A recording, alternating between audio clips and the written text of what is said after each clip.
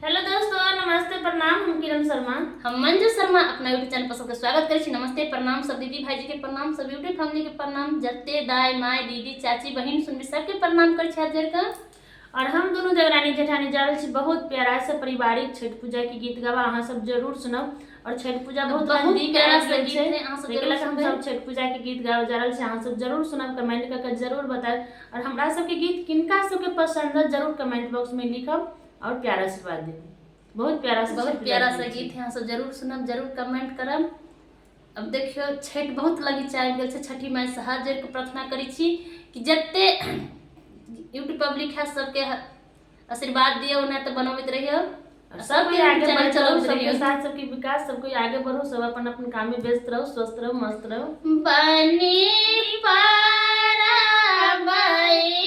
तीन है छठी माँ भेली जल बीचे खार। बनी पारा तीन है छठी माँ भेली जल बीचे खार। बेटी जदी है छठी माँ लागे अगना सोहार।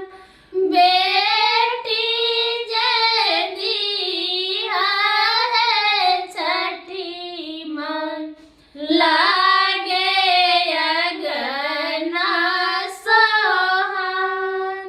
बनी पारा तीन है छठी माँ बेली जल बीचे खार। बनी पारा तीन है छठी माँ भेली जल बीचे खार।